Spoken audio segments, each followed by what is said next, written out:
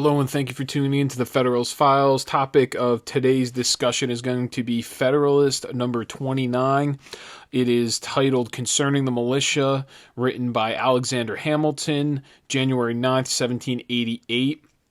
Now, topics include right to take up arms and defend private rights against insurrections, government oppression, and foreign invasion. Now, like I've said this before, this is probably the most profound Federalist paper as it relates to the Second Amendment, individual gun ownership, as well as maintaining the militia and fighting against an oppressive government. So this is a huge one, and the impact this one, as well as the one, 28 was pretty huge, and then 30, I was just doing the notes for that today. That's also a pretty substantial paper. So now we're going to start really getting into the importance of a lot of these principles and how they actually pertain to the Constitution and the way in which we run our government today. So now Hamilton begins this paper by defending the right of an existence of a militia. He states, and I quote, "The power of regulating the militia and commanding its services in times of insurrection and invasion are natural incidents to the duties of superintending the common defense and of watching over the internal peace of the Confederacy." End quote. So there he is adamantly stating that the power of the militia is essential to the common defense and internal peace as well, to quell insurrections. So this paper has most frequently been utilized as a source of the foundation of the Second Amendment. Now, in this paper, Hamilton confronts his dissenters to the provision of the power to regulate the militia by the federal government. So he makes kind of a stark comparison, saying the regulation of militia, such as it relates to battlefield conduct, giving money and funding, would be a federal. I believe he's trying to say that it would be a federal power to give them some sort of protocol, some sort of a regulation, certain rules and provisions. But when it came to actually the power, who held the power of militia, it was to be the state governments who mostly regulated them in that regard. And he'll explain, I'll get into the specifics here in this one. Now, he states next, and I quote, "It requires no skill in the science of war to discern the uniformity in the organization and discipline of the militia would be attended with the most beneficial effects whenever they were called into service for the public defense. It would enable them to discharge the duties of the camp and of the field with mutual intelligence and concert, an advantage of peculiar moment in the operations of an army, and it would fit them much sooner to acquire the degree of proficiency in military functions which would be essential to their usefulness. This desirable uniformity can only be accomplished by confiding the regulation of the militia to the direction of the national authority." End quote. So this, the regulation of militia, teaching them battlefield tactics, military tactics, the art of intelligence, the operations to be an army or to be a fighting force, that would all be up to the direction of the national authority, the federal government. They are the ones that are in charge of, I guess, making sure there is the national military as well as the militia are on the same page in terms of certain battlefield phrases, rules of engagement, things such as that. So then he continues, and I quote, "It is therefore with the most evident propriety that the plan of the convention proposes to empower the Union, and I quote, to provide for organizing, arming, and disciplining the militia, and for governing such part of them as may be employed in the service of the United States." Now, this is the next part here. "And reserving to the states, respectively, the appointment of the officers and the authority of training the militia according to the discipline prescribed by Congress." End quote. So, very specific here. What he's saying is now the organizing, the arming, disciplining of the militia is to be something that is employed by the Union, by the federal government, but you are going to reserve the power of the state governments themselves to appoint the officers and the authority of the training of the militia. So now what you have, and the authority of the training of the militia would be something that's prescribed by the Congress, the federal government. So the reason why there's a kind of a separation of powers in this regard, you have the state government should be able to regulate the appointment of the officers, so it is of the state power. They are loyal to the state rather than to the federal government. In cases of a federal government usurpation of their power, you can call upon the militia, the state government, to quell the the federal government or to fight back against the federal government trying to usurp their power. And that's the reason why they prescribe the appointment of the officers to the state specifically. And then the organizing discipline, pretty much just setting a protocol, a type of method, procedure that is of the Congress's power to do so. And the reason for that is to create uniformity between if the militia was called upon and the rest of the federal military. So if they had to join the battlefield, the militia with the federal military, there was common language being used. The protocol and the procedures were the same, so they can function with celerity, with swiftness, with seamlessly, essentially, so they can seamlessly function. Now, the reasoning behind this provision is the uniformity that is needed in the efficacy of military operations. This would help the militia acquire a sense of proficiency in military functions and cohesion with the national army. Now, Hamilton states, and I quote, "If a well-regulated militia be the most natural defense of a free country, it ought certainly to be under the regulation and at the disposal of that body which is constituted the guardian of national security," end quote. So he's saying that it should be at the disposal of the federal authority in needs of national security. That's when you call upon the militia, especially if you need them whether it's going to be a supplemental unit or you actually need them as a last resort. Really, Hamilton wants to differentiate the power, saying, yes, this is to be regulated somewhat by the state. The state does have their power, but if the federal government really truly needs the militia, we're not going to just leave a bunch of guys sitting there because you don't want to give the federal government too much power. But at the end of the day, the militia truly is, they are loyal to the federal government and the union in and of itself. Not even really the federal government, more the union as a whole, but they are more importantly much more on the list of loyalty. Number one is the state above the federal government. And that's the reason why the state is responsible for the appointment of the officers. Now, what I have next, he states, and I quote, "If standing armies are dangerous to liberty, an efficacious power over the militia in the body to whose care the protection of the state is committed ought as far as possible to take away the inducement and the pretext to such unfriendly institutions," end quote. So that's exactly what he's stating. He's saying the fact that we are giving the power of appointing officers to the state governments, so we're giving a certain protection to the states individually because we're giving them their own force and their own discretion to appoint their own officers. Thus, this will work as a counteraction to a federal government that would abuse their power, and that should also give people a sense of security and a sense of safety that their state is regulating the militia in terms of appointment of the officers, but the militia's training kind of is just coming from the federal government.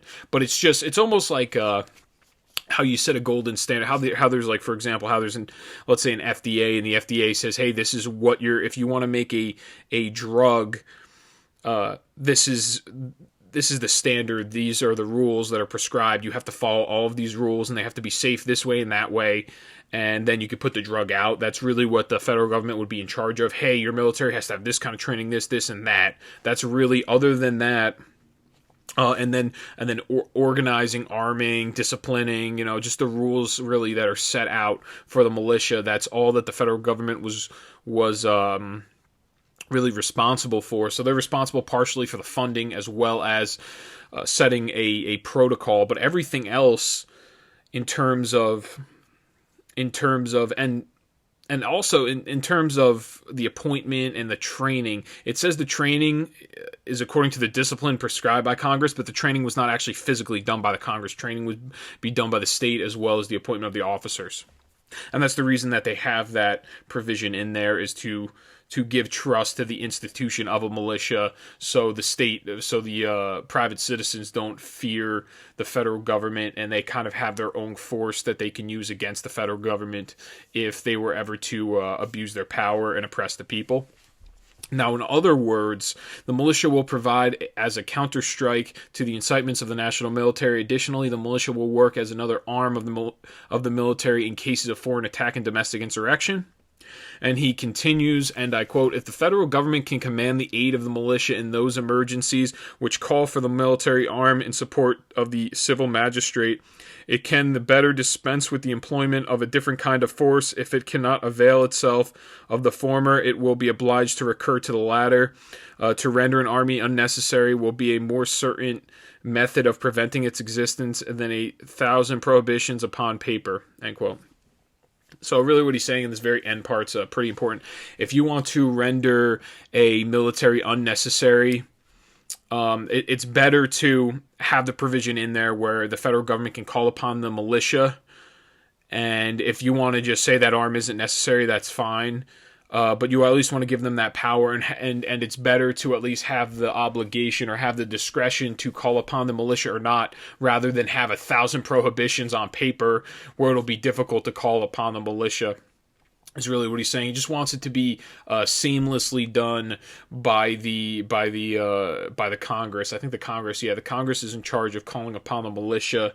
Now, in terms of commander-in-chief, that is the president, that is of the executive power, but he cannot really call upon the militia. That's a power that Congress can only do.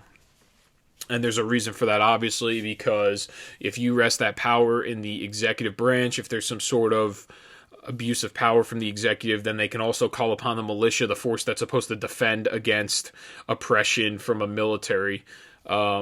And the president controls the military. So that's the reason that Congress, it's prescribed to them to call upon the militia.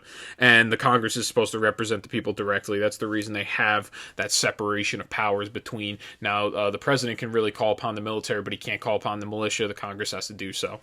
It's very interesting. It's like every single system was so well thought out, and it was elaborated on so deeply. I have yet to really read the Constitutional Convention debates. I do have a book here. It's just I have so much content that I put out a week. It's only so much free time to really actually read that. But it seems like the founders or the framers of the Constitution really thought through the way every single power should be divided amongst the branches to work as a safeguard to defend the people's private rights and the private citizens' rights, as well as the federal government, each individual branch making sure that one doesn't extremely overpower the other. Now, the key to this provision, the provision I just mentioned before, the key to this provision in terms of importance to the governing document is that the militia will consist of private, freedom-minded Americans. That being said, the militia is free to fight alongside whomever they please and will not be subjected fools to the seditions of tyrannical leaders. They will work against those currents, which makes sense to everything that I was saying before. So critics of this provision object that there is no provision for posse comitatus. Thus, the executive will not be able to call upon a militia to help enforce these laws. Hamilton contends that this is not true because of the provision empowering the legislature to pass laws to facilitate the enforcement of those said laws. Now, when he's referring to posse comitatus, it is a Latin term. It's essentially calling upon the citizenry of the country to enforce the laws of the land. Let's say if when we had all of these in, for example, whether it was Wisconsin, Kenosha, or it was Atlanta, Georgia, or it was Minneapolis, Minnesota, when there was these insurrections and there was these riots, I guess that would be a time where you can actually invoke posse comitatus. I think there's some sort of weird act or something, and it's just calling upon the militia or the people themselves at large to enforce the laws. Now, I don't know exactly if you're really allowed to do that based on that act. I don't know if that actually supports that. I can look it up. It was kind of confusing when I was going to read it, but what it is essentially is it's calling upon the people themselves to enforce the law. Now, the federal government. Now, the Posse Comitatus Act was signed by Rutherford B. Hayes in 1878, which limits the powers of the federal government and the use of federal military personnel to enforce domestic policies within the United States. So I'm not really sure if that really has anything to do. You know, a lot of these acts, they just slap a name on them that really aren't that related to what we're talking about. But I'm not exactly sure Now, yeah, so that would be calling upon, well, really what the objectors are making they're making the argument that the executive won't be able to call upon the militia to help enforce these laws, and then Hamilton contends, oh, but the legislature can call upon the militia, and then they can pass laws. So if the executive really actually needed the militia to enforce these laws, and if that happened, that would be an absolute chaotic situation, because if you're calling upon the militia to enforce the laws, then what the heck happened to your federal military? What happened to your law enforcement throughout the states? What happened to the state government structure? What happened to the police officers? What happened in all of these situations that now we are calling upon the militia? But he's contending, well, the legislature still has the power, because they have the power to even call the militia to begin with, so they have the power easily to do this if they really needed to do so. So then he calls, and I say, and this is very important in terms of the Second Amendment here. This quote. He states, and I quote, "This will not only lessen the call for military establishments, but if circumstances should at any time oblige the government to form an army of any magnitude, that army can never be formidable to the liberties of the people, while there is a large body of citizens, little, if at all, inferior to them in discipline and use of arms, who stand ready to defend their own rights and those of their fellow citizens." End quote. I think I'm actually, you know what, I'm going to state that one again just so everyone, it's so crystal clear to everybody, and this supports the Second Amendment, individual gun ownership, and actually it supports even more than that. It supports that the government should actually be training us in firearm usage. It states, and I quote, "This will not only lessen the call for military establishments, but if circumstances should at any time oblige the government to form an army of any magnitude, that army can never be formidable to the liberties of the people, while there is a large body of citizens, little if at all inferior to them in discipline and use of arms, who stand ready to defend their own rights and those of their fellow citizens." End quote. So what he's saying here is the people actually themselves should have about the same amount of discipline and the same amount of efficacy in terms of their usage of firearms, battlefield tactics, and there should never really be a structure of military personnel of a magnitude that is formidable enough to even confiscate the liberties of the people themselves, the large body of citizens at large, and the citizenry should really always be far superior to the military establishment. And who stand ready to defend their own rights and those of their fellow citizens. So, I just don't know how people that don't believe in individual gun ownership can read some of, whether it's the Second Amendment or read these papers and the framers and the convention debates, because I'm sure this was a hotly debated subject at this time. And they can come to the conclusion that individual gun ownership is not mandated by the Second Amendment. The Second Amendment is only for the military, because they differentiate multiple times throughout these papers of what the military is and then what the militia is. You know, the militia is that individual group of citizens, large body of citizens that are willing to stand ready to defend their own rights and those of their fellow citizens. And then you have the military, who's the federal government structure, and they are there for national defense, as well as some domestic insurrections if they so were to arise. Now, in summation, throughout this paper, Hamilton calls for the need of the militia to protect the citizens from the national army and also work as an auxiliary unit to supplement the army in battles against foreign enemies. Now, the posse comitatus would be used as a check on the executive if they were to usurp their power in relation to taxation, confiscation of land, and denial of trial by jury, which is very interesting here. Now, listen to this quote that he says. It states, and I quote, "The same persons who tell us in one breath that the powers of the federal government will be despotic and unlimited inform us in the next that it has not authority sufficient even to call out the posse comitatus. The latter, fortunately, is as much short of the truth as the former exceeds it. It would be as absurd to doubt that a right to pass all laws necessary and proper to execute its declared powers would include that of requiring the assistance of the citizens to the officers who may be entrusted with the execution of those laws, as it would be to believe that a right to enact the laws necessary and proper for the imposition and collection of taxes would involve that of varying the rules of descent and of the alienation of landed property, or of abolishing the trial by jury in cases relating to it. End quote. So here what he's saying is that the people, the posse comitatus, this whole idea is that and this all makes sense now. This actually pieces everything together, exactly what he's referring to when he states the posse comitatus, is that the people of this country will be called upon by the legislative branch when the executive is actually becoming despotic in their actions, and they are using the military establishment to oppress the people. You actually also, not only do you have the individual citizenry that is free to act as they please in reference to this, but then you also have the federal legislative branch where if they feel like the president is usurping their power, they can call upon the militia to counteract the federal military. And this is pretty substantial. It's pretty significant here. And then at the very end he's stating that a right of enacting the laws necessary and proper for the imposition of collection of taxes would involve that of varying rules of descent. And so he's saying that the execution of these laws, he's like comparing it. You're saying that the fact that the legislative branch can enact laws that they see as necessary and proper somehow equals that of rules of alienation of landed property, like pretty much confiscation of property, abolishing the trial by jury. And the trial by jury was a component of republics as well as free countries, free governments, that they need. I think everybody across the board in terms of criminal cases agreed in the convention about juries. Now, civil was a little different. The Anti-Federalists kind of believed civil suits that should have juries. The Federalists didn't, because civil suits are kind of more complicated than criminal suits were to be, which is true. That's why lawyers make so much money.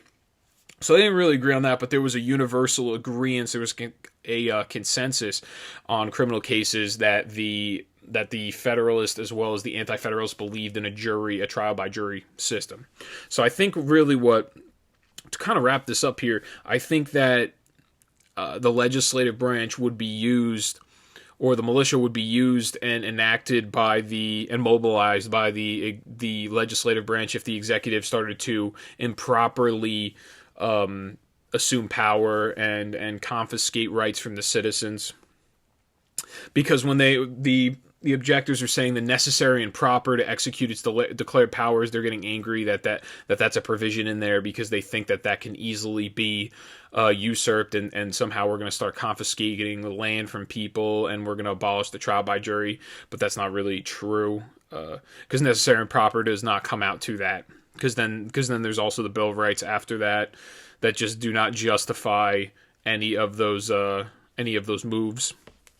And now he continues, and I quote, it being therefore evident that the supposition of a want of power to require the aid of the posse comitatus is entirely destitute of color, it will follow that the conclusion which has been drawn from it in its application to the authority of the federal government over the militia is as uncandid as it is illogical. What reason could there be to infer that force was intended to be the sole instrument of authority merely because there is a power to make use of it when necessary? What shall we think of the motives which could induce men to sense of reason in this matter? How shall we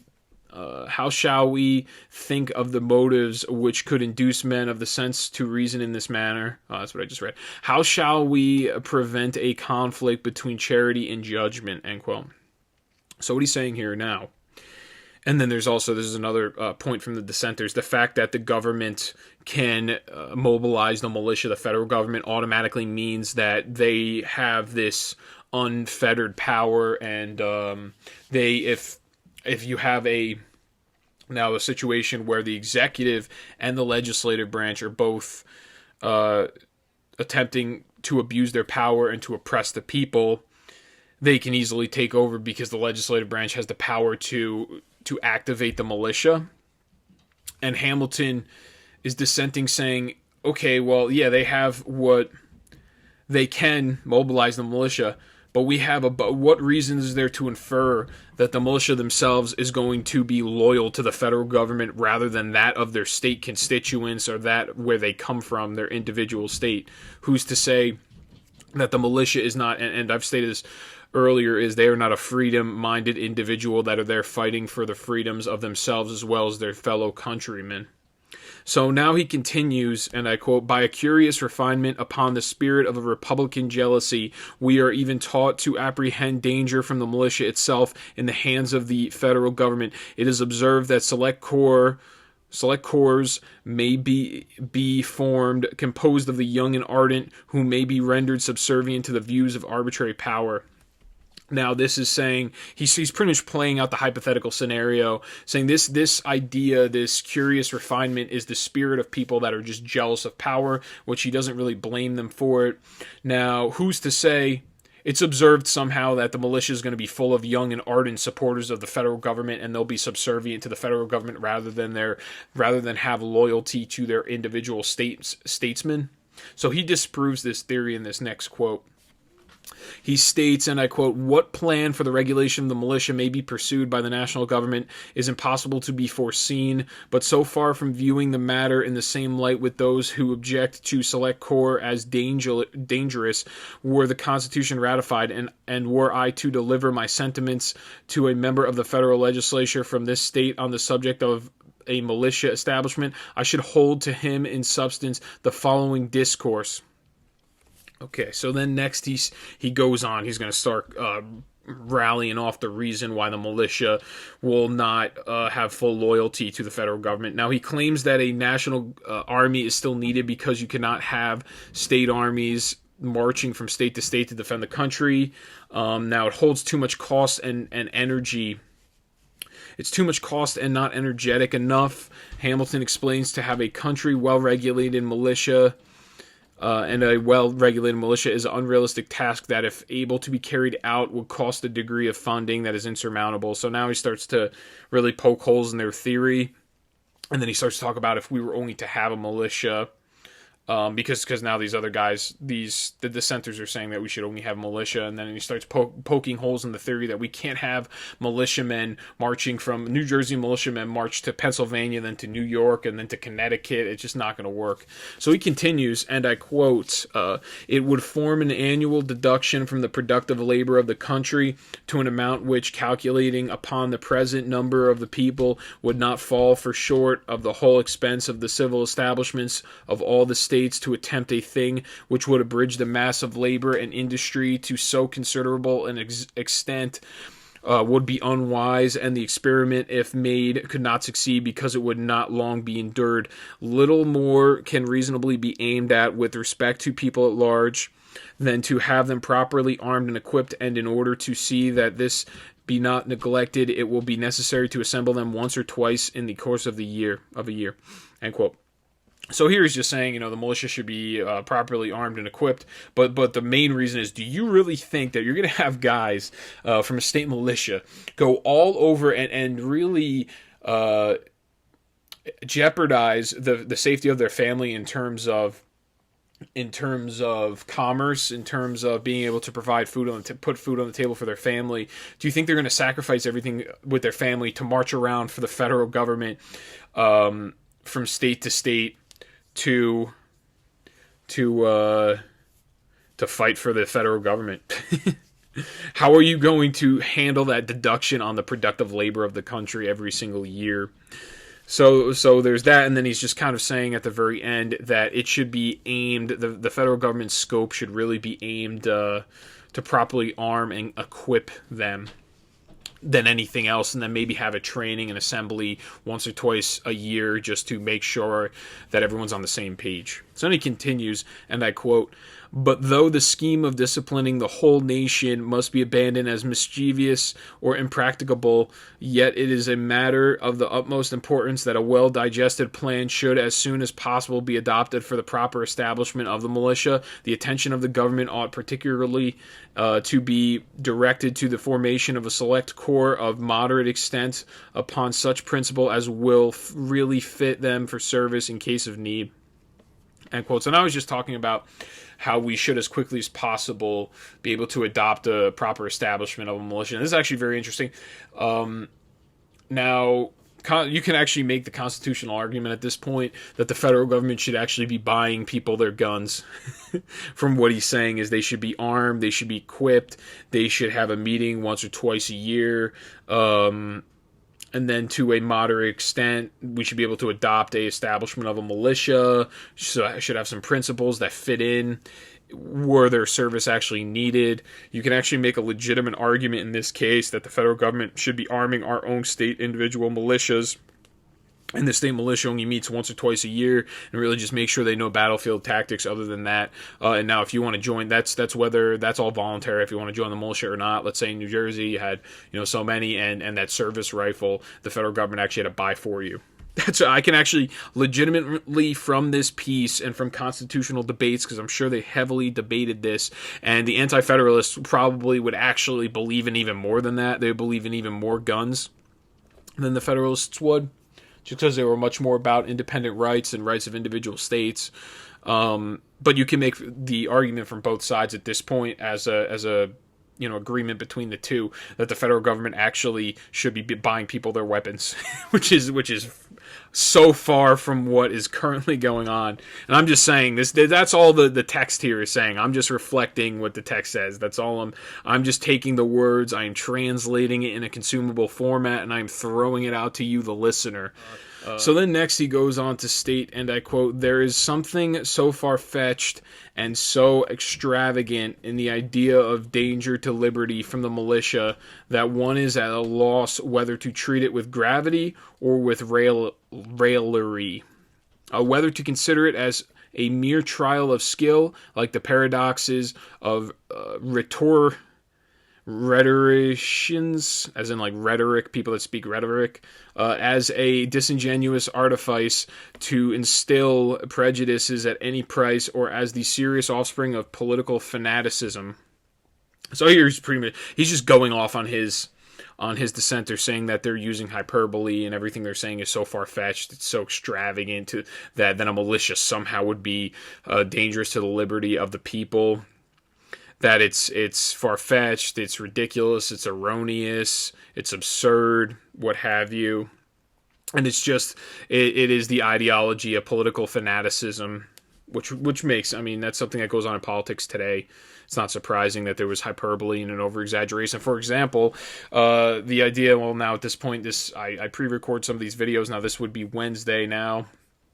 It would be January 6th. And at this point, we're kind of figuring out what's going on with the certification of the ballots, because at 1 o'clock, this was supposed to happen. I'm not exactly sure what happened, but there's at this point right now in time, I'm recording early, there's 12 senators that are saying they are willing to reject the results from some of these states that had voter inconsistency and voter fraud allegations. And now what we're getting from Democrat politicians is that these people should be prosecuted for seditions against America. They're calling them treasonous. Now, this is all hyperbole. This is hyperbolic language. It is rhetoric that is political fanaticism. And now, using the constitutional process of the 12th Amendment to attempt to appeal votes, doing something that is under the Constitution, it applies, it is in lockstep. It is in accordance to the Constitution. Doing something that is constitutional as a lawmaker should almost be something that's at least you don't need to applaud it from the other side, but you have to respect it, because it is something that is part of our institution. It's part of the foundation of America, following the Constitution. And then you get they should be brought up on charges of sedition and treason, and then it's, you're ripping the Constitution apart. It's all just made up rhetoric that's said.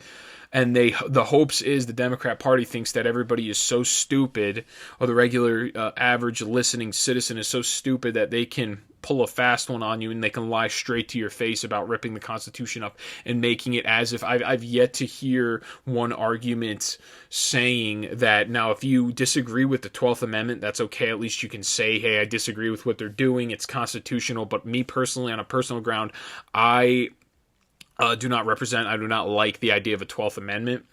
I just don't think it's constitutional, what have you. You can make that argument if you want to from the Democrat side. I don't know how you're going to make it. But you could do that. But that's not what's being done. What's being done is we are just going for character assassination, character attacks, and threats of imprisonment for following through with constitutional acts. And that's why after everything's said and done, whether Trump wins or even if it's a Biden administration, it doesn't matter. None of these people will be prosecuted on charges of sedition or treason. And if they do, the people themselves should be seriously concerned at that point whether the government is really in it for you or not. Because when you have people that are abiding by the Constitution, doing what they are following their constitutional authority to an appeals process, and that is now being quelled, that's being suppressed and shut down, and the people are being thrown in the gulags. Now we no longer have a constitutional republic or a democratic elected republic. At that point, we now have an authoritarian regime, and the people should be really troubled and concerned with their individual freedoms and rights if that is what is happening from the Democrat Party. And it's always calls from the Democrat Party to imprison people. I don't see this happening with the Republican Party when people are following by the Constitution and their obligations. And I'm not even like a huge Republican. I kind of hate the establishment myself. So there's a lot of hack job rhino Republicans. They're like these fake Republicans that don't really care about, they only care about getting themselves reelected. So I don't really identify myself as a Republican, but you do not see a lot of this going on the Republican Party. You will see this across the board going on in the Democrat Party, where there'll be a lot of lawmakers, as well as, the journalist class will go out with it as well. But it's more important kind of, because the journalist class the journalist class has a big impact as well, but it's more important coming from the politicians because they're the ones that could attempt to press charges. And they do have an impact on the conversation, but journalists as well also have the impact on the conversation too. So now I'm going to continue. So next he states, and I quote, "Where in the name of common sense are..." Oh, this is a question. "Where in the name of common sense are our fears to end if we may not trust our sons, our brothers, our neighbors, our fellow citizens? What shadow of danger can there be from men who are daily mingling with the rest of their countrymen and who participate with them in the same feelings, sentiments, habits, and interests? What reasonable cause of apprehension can be inferred from a power in the Union to prescribe regulations for the militia and to command its services when necessary, while the particular states are to have the sole and exclusive appointment of the officers?" End quote. Here he's just asking a bunch of rhetorical questions. He's saying, where is the common sense at this point? We're going to fear, and he's talking about the militia. We're going to fear the militia. We're going to fear these people that are comprised of our sons, our brothers, our neighbors, and our fellow citizens of our individual states. We're going to fear people that live right next to us, of taking our individual rights away from us. And then that is also a power that is prescribed within the states, the sole and exclusive appointment of the officers. So we're appointing people that are state-minded, state rights-minded. We should not be afraid of them. And they're also people that we personally would know. We should not be afraid of them taking the rights of our individual rights. Now, Hamilton calls for the militia to be appointed by the states, giving them influence over the militia as an extra check on the federal governments. And that was something that was mentioned before, but he likes to reiterate it just to add an extra emphasis to it. Now, he states, and I quote, if it were possible seriously to indulge a jealousy of the militia upon any conceivable establishment under the federal government, the circumstance of the officers being in the appointment of the states ought at once to extinguish it. There can be no doubt that this circumstance will always secure to them a preponderating influence over the militia," end quote. So he's saying that the state government, since they are in charge of the exclusive appointment of their officers, that will automatically secure them, and it'll give them a preemptory influence over the militia and a safeguard against the federal government. So Hamilton continues to label objectors of the Constitution as fallacious and infallible in their claims about the militia. They were stating the militia would be an extra arm of despotic power, marching militias across the states to do the bidding of the national government. This is where he goes on to state this. He states, and I quote, "If there should be no army, whither would the militia, irritated by being called upon to undertake a distant and hopeless expedition for the purpose of riveting the chains of slavery upon a part of their countrymen, direct their course but to the seat of the tyrants who had meditated so foolish as well as so wicked a project to crush them in their imagined entrenchments of power, and to make them an example of the just vengeance of an abused and incensed people," end quote. To crush them in their imagined entrenchments of power. Yeah, so he's saying, so you're going to have and this is the way he explained it. He has a good way of characterizing it here. So you think the people, the militia, these people that are your neighbors, your brothers, your sons, your fathers, what have you, your fellow countrymen, are going to be, by the federal government, be marched from state to state on hopeless expeditions in distant lands, and then they're going to back down, and then they're going to bow down to the federal government, who has abused them in such a inhumane way, in making them run all over the country, and then also take upon the rights out of their fellow countrymen's hands and crush them. You think that somehow these militiamen are so stupid that they will just let the federal government do that to them, and they are so passive that they're going to allow something like this to happen, which they weren't at this time. These are people that fought a war over taxes. So then he continues, and I quote, "If we were even to suppose the national rulers actuated by the most ungovernable ambition, it is impossible to believe that they would employ such preposterous means to accomplish their designs," end quote. So here he's just accentuating what he was saying before. There's not even national rulers, there's not even people in the Congress or the executive branch that are that stupid that would try to activate a militia and make them run around, because they themselves, these authoritarians themselves, they know that this wouldn't even work. So then he concludes here, and he has a interesting, he says something about self-preservation at the very end, but this is his very last quote. He states, and I quote, "In times of insurrection or invasion, it would be natural and proper that the militia of a neighboring state should be marched into another to resist a common enemy, or to guard the republic against the violence or faction or sedition. This was frequently the case in respect to the first object in the course of the late war, and this mutual succor is indeed a principle and of our political association. If the power of affording it be placed under the direction of the Union, there will be no danger of a supine and listless inattention to the dangers of a neighbor, till its near approach had superadded the incitements of self-preservation to the too feeble impulses of duty and sympathy," end quote. So what he's saying is, if we were to place the power of being able to quell insurrections or to fight off invasions in the Union, to activate and to mobilize the militia, this power, there would be no danger from this power to have the Union able to mobilize the militia in cases of insurrection or invasion. Until its near approach and superadded the incitements of self-preservation to the too feeble impulses of duty and sympathy. So what he's saying is, now we are going to, the feeble impulses, is he's saying we're going to prioritize the idea of duty and sympathy, and he's saying like the fallacious version of it, almost sarcastically, he's saying duty and sympathy, we're going to place that and prioritize that, and it's what you guys view as duty and sympathy. It's almost like when a conservative says something like, you guys are virtue signaling. This is something that actually, this is what Hamilton's saying. Oh, so you guys are so virtuous. We're going to put your virtues above the idea of our own self-preservation and the idea of the existence of the Union. And that's what he's saying here, to kind of encompass all of it together. Almost like he's, at the very end, he's saying in a very formal manner, but I'm going to say in an informal manner, you guys are being big babies, you guys are wrong, your fallacious arguments, and we're not going to prioritize your feelings over the self-preservation of the Union. That's really what he's saying. So Hamilton, once again, he believed that the self-preservation of the Union, the self-preservation of the country was paramount above all else, because if you don't have this country, you cannot afford the rights of the citizenry, and you cannot protect the rights and the land and the property as well of the citizenry.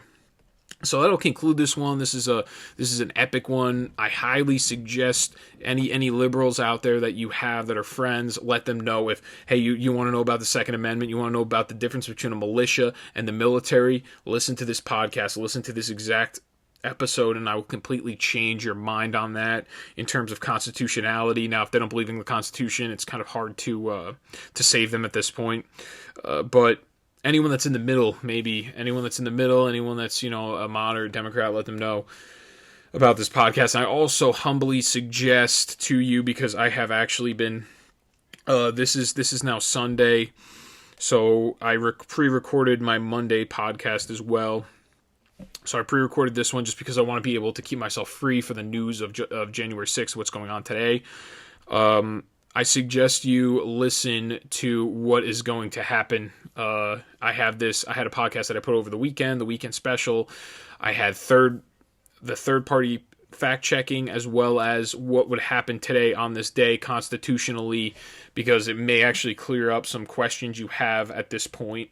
And I was also shut down by Facebook for a full day. I'm not able to post my podcast anywhere, and I think it was because of the topics I specifically covered, because Facebook wants to keep everyone in the clouds and the trees. They don't want anyone to be aware of what actually is going on, the real news, or the constitutionality of what's going to happen in the electors clause of the Constitution. They don't want anyone to know. They want to regulate people's brain space. They want to regulate your mind, your thoughts, your feelings, everything. And they want to mainstream what they think is adequate to the American people and what they think is conducive to your thought or to what they see in the near future, what they want to make this country into.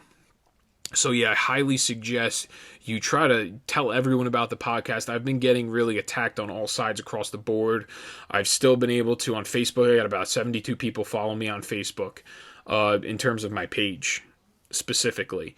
As well as podcast, I got about at least 26 listeners, solid listeners every single day listen to the podcast. I have on Rumble, I have 900 followers, something like that, of that nature. Whenever I come out with one of these podcasts here, it doesn't get as many views, but when I come out with current event podcasts, I tell you what's going on currently today. Those are really where I bring in a lot of viewership, usually around from 50 to 100 viewers. They listen to that, and it's been growing over time. YouTube, I don't really care. I don't advertise anything on YouTube. At this point, I have done all of this organically. I have not advertised. I have not been able to advertise. Facebook will allow me to advertise a Federalist Paper podcast for a couple minutes. I'll maybe take $1 worth of advertising, which is nothing. The scope is nothing. Nobody sees it, and then they turn me down. They reject me.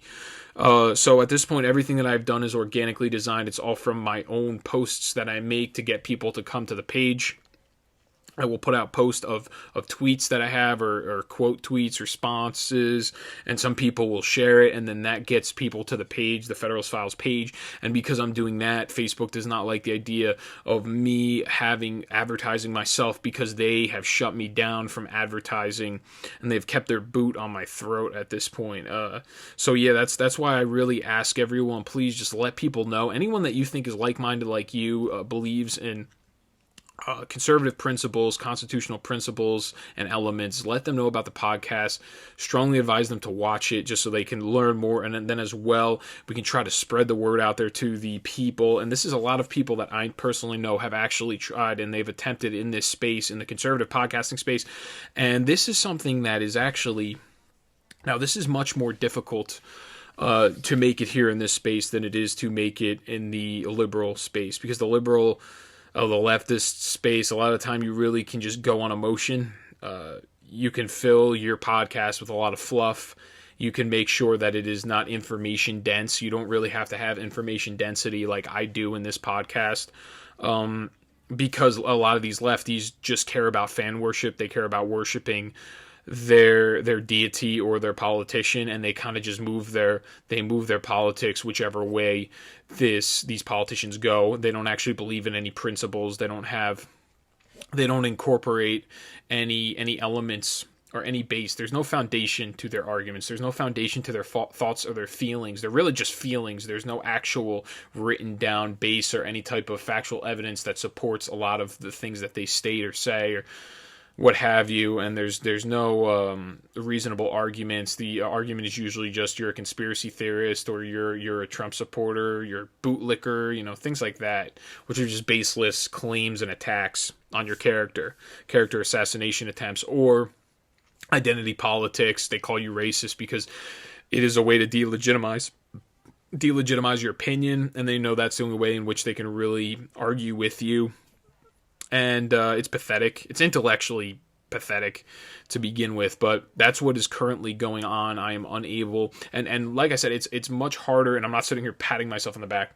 I'm just saying it in a general sense because I have friends that have tried to do it in this space, and they failed not because they were inefficient or ineffective, or they weren't likable, or they didn't have the charisma, or or the people did not want to tune into them to hear them. Their biggest problem was getting their name out there because they got shut down everywhere across the board. And that's what they've been telling me. Yeah, my hardest, they said, I love doing the podcast. I like this, for example, I love doing this part.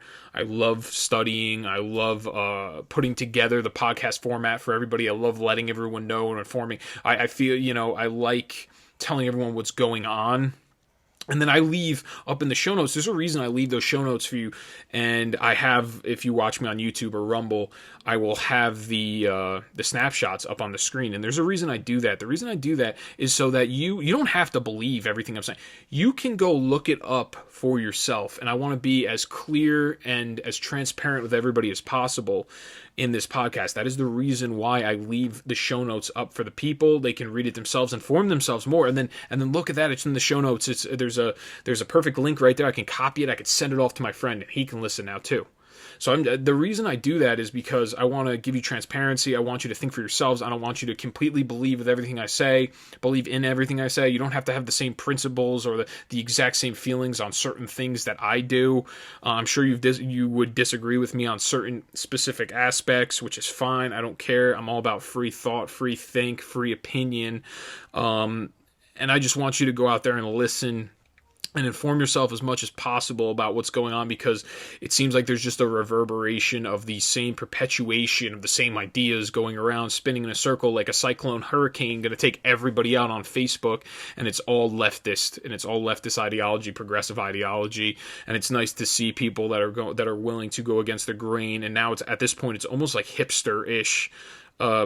To be a conservative, it's like cool, it's like edgy to be a conservative, because it's difficult in this space more than it is to be a leftist. To a leftist, you can just fawn over the same politician over and over again, over a what's his name, a Barack Obama or a Joe Biden or a AOC or Ilhan Omar. You can fawn over them and you can laud them for all, give them applause, and you can genuflect upon them.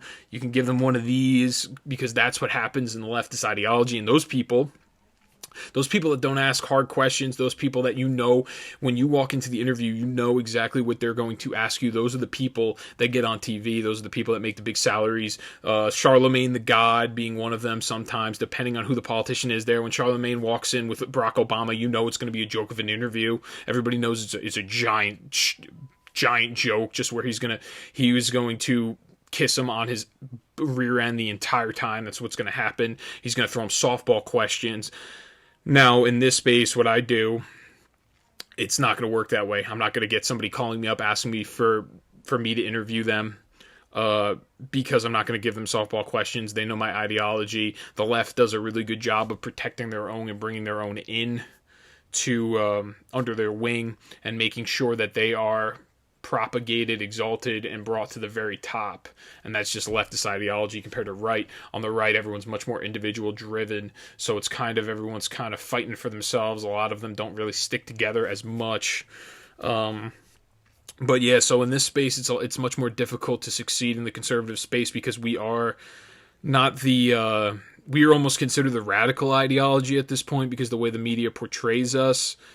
And it's not as easy, because then on top of that, I cannot advertise anything. I can't send anything out, and then I'm getting shut down from just posting regular posts of my podcast and just trying to get the word out there, because the media wants you to be stupid. The social media programs, they want you not to know any of the real information. Our media has been taking part in malpractice now for years about actually reporting what's going on. But I greatly appreciate everyone for tuning in. I thank you humbly, gratefully, so much for your support, for your listenership. And if you can, just pass the podcast along, let people know, drop the mic, as in my name, Michael D'Amato. Follow me on Facebook, follow the Federalist Files page. I greatly appreciate everyone for tuning in. I will see everybody on Friday. There should be a video tomorrow, now early morning on Thursday, reporting some of the news that has transpired so far. Thank you.